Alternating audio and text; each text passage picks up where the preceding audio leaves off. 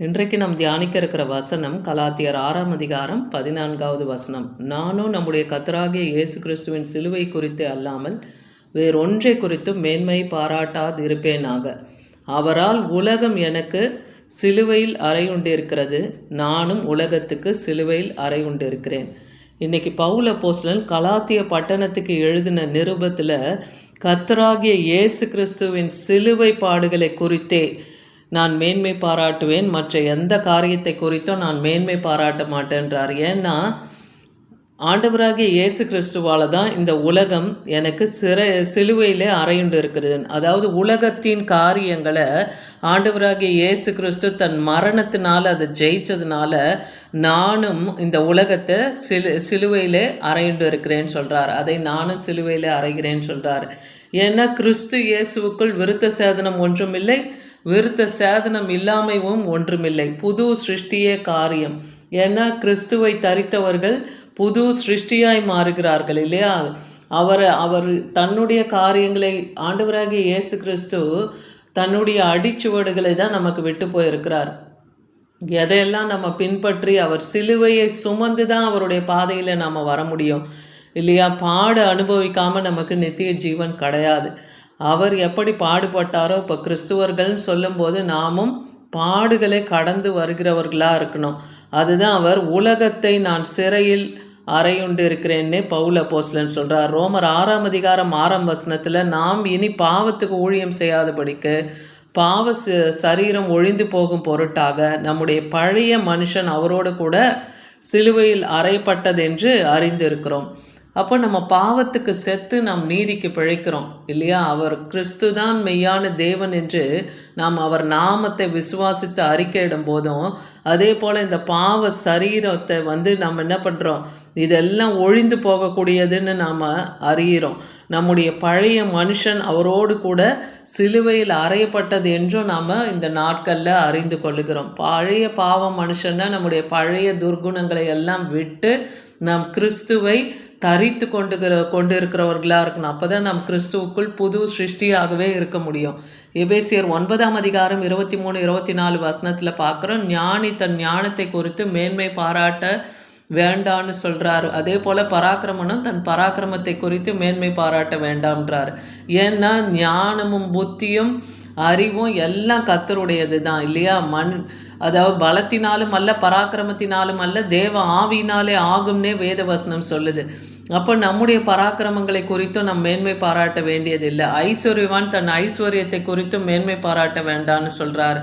மேன்மை பாராட்டுகிறவன் எல்லாம் இந்த பூமியில் கிருபையும் நியாயத்தையும் நீதியும் செய்கிற கர்த்தர் நான் என்று என்னை அறிந்து உணர்ந்திருக்கிறதை குறித்தே மேன்மை பாராட்ட கடவர்கள் என்று கர்த்தர் சொல்லுகிறார். இவைகளின் மேல் பிரியமாக இருக்கிறேன் என்று கர்த்தர் சொல்லுகிறார். அப்போது அவருடைய நீதி என்ன, அவருடைய கிருபை என்ன நமக்கு கொடுக்கப்பட்டு இருக்கிறது, அவருடைய நியாயத்தை குறித்து இவைகளையே அறிந்து நாம் உணர்ந்து இருக்கிறதுனால அவரை குறித்து மாத்திரமே நாம் மேன்மை பாராட்டணும். வேற எதை குறித்தும் நாம் மேன்மை பாராட்டக்கூடாது. இதில் தான் தேவன் பிரியமாக இருக்கிறாராம். கலாத்தியர் 2 அதிகாரம் 20 கிறிஸ்துவுடன் கூட சிலுவையிலே அறையப்பட்டேன்னே சொல்கிறார். ஆயினும் நான் அல்ல, கிறிஸ்துவே எனக்குள் பிழைத்திருக்கிறார்னு சொல்கிறார். கிறிஸ்துவுடனே சிலுவையில் அவர் பட்ட பாடுகள், சுவிசேஷத்தின் நிமித்தம் அவர் எப்படி நிந்திக்கப்பட்டார் இல்லையா? அவர் கொலையுண்ணவும் ஒப்பு கொடுக்கப்பட்டார். அவர் தன்னை தாமாகவே முன்வந்து சிலுவையில் அறைய ஒப்பு கொடுத்தார். அப்படி கிறிஸ்துவுடனே கூட இன்னைக்கு நானும் சிலுவையில் அறையப்பட்டவனாக என்னையும் ஒப்பு கொடுக்குறேன் என்றார். அதனால் நான் கிறிஸ்துவுக்குள்ளே பிழைத்திருக்கிறேன். அதனால் மாம்சத்திலே பிழைத்திருக்கிறதோ என்னிலே அன்பு கூர்ந்து எனக்காக தம்மை தாமே ஒப்பு கொடுத்த தேவனுடைய குமாரனை பற்றும் விசுவாசத்திலே நான் பிழைத்திருக்கிறேன். அப்போ ஆண்டவராகிய இயேசு கிறிஸ்து நம்ம மேலே வைத்த அன்பினால தான் தம்மை தாமாகவே முன்வந்து சிலுவையில் அறைய தன்னை ஒப்பு கொடுத்தார் இல்லையா? நம்முடைய பாவம் அக்கிரமம் மீறுதல்களை மன்னிக்கவே அவர் இந்த பூமியில் மனுஷகுமாரனாய் வந்து ஜனங்கள் மத்தியில் அவர் வாழ்ந்தார்னு பார்க்குறோம். 1 கொரிந்தியர் 2 அதிகாரம் 2 இயேசு கிறிஸ்துவை சிலுவையில் அறையப்பட்ட அவரையே அன்றி வேறு ஒன்றையும் உங்களுக்குள்ளே அறியாதிருக்க தீர்மானித்திருக்க இருந்தேன்னு சொல்கிறார்.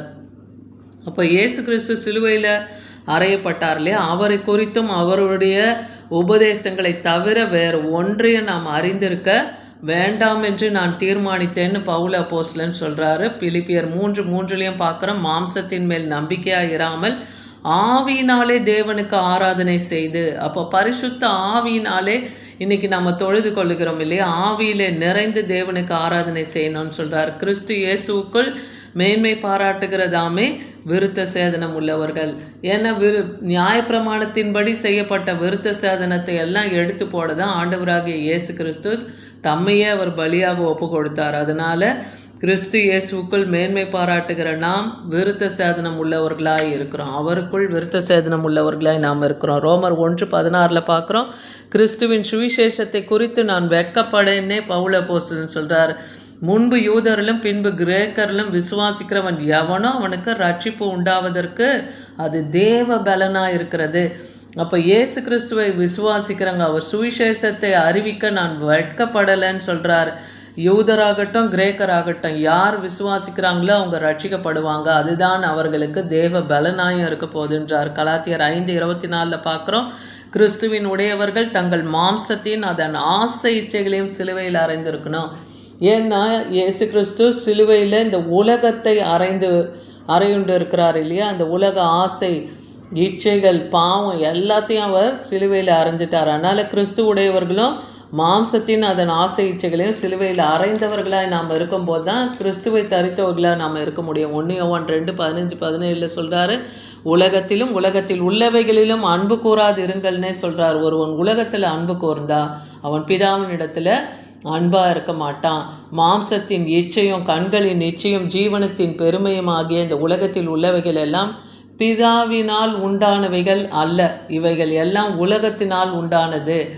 அதனால் இந்த உலக ஆசை இச்சை ஜீவனத்தின் பெருமை எல்லாவற்றையும் நம்ம இயேசு கிறிஸ்துவுக்குள்ளாக நம்ம அதை சிலுவையிலே அறைந்து விடணும். உலகம் அதன் இச்சையும் ஒழிந்து போகும்னு சொல்கிறார். ஆனால் தேவனுடைய சித்தத்தின்படி செய்கிறவன் எவனோ அவன் தான் என்றென்றைக்கும் அந்த உலகத்தில் நிலைத்திருப்பான்னு பார்க்குறோம். பிலிப்பியர் 3:10-11 அவருக்காக எல்லாவற்றையும் நான் நஷ்டமாகவும் குப்பையாகவும் எண்ணுகிறேன்னே பவுல் அப்போஸ்தலன் சொல்கிறார்.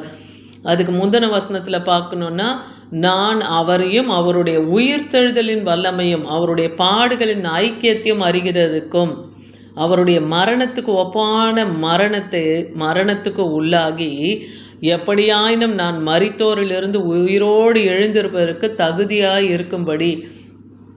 அப்போ எல்லாவற்றையும் இந்த உலகத்தின் காரியங்களை எல்லாம் பவுல் அப்போஸ்தலன் நஷ்டம் என்றும் குப்பை என்றும் எண்ணுகிறார்.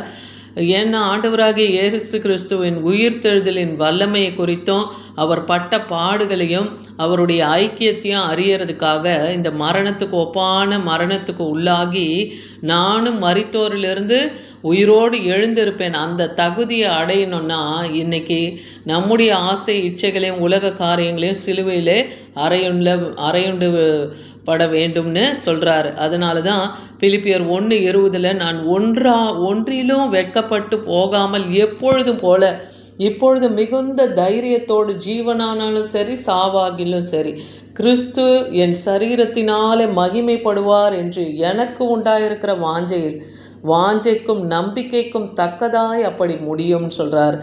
அப்போ இந்த சரீரத்திலே நம்ம யார் மகிமைப்படணும், நம்முடைய மரணத்திலையும் கிறிஸ்து இயேசு தான் மகிமைப்படணும். அப்படி அந்த நம்பிக்கை நமக்குள்ளே இருக்கணும்.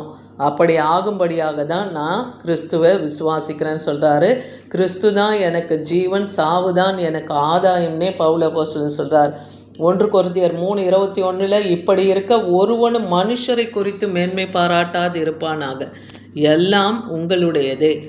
அப்போ கர்த்தர் இந்த உலகத்தில் எதை நமக்கு கொடுத்துருக்காரு அது நமக்கு தான். அதனால் நீங்கள் மனுஷனை குறித்து எந்த ஒரு காரியத்தையும் குறித்தும் நீங்கள் மேன்மை பாராட்ட வேண்டியதில்லை. ஏன்னா 1 கொரிந்தியர் 15:58 கர்த்தருக்குள் நீங்கள் படுகிற பிரயாசம்லாம் என்றைக்கும் விருதான்னு நீங்கள் நினைக்க வேண்டாம். ஏன்னா எல்லாமே நீங்கள் உறுதிப்பட்டவர்களாயும் அசையாதவர்களாயும் கர்த்தருடைய கிரியையில் எப்பொழுதும் பெருகுகிறவர்களாயும் இருக்கணும். ஆண்டவராகிய இயேசு கிறிஸ்து நன்மை செய்கிறவராய் அவர் சுற்றி தெரிந்தார் இல்லையா. பிசாசின் பிடிப்பட்ட யாவரையும் தேவன் விடுதலையாக்கினார். கட்டுண்டவர்களை அவர் விடுதலையாக்கினார் இல்லையா.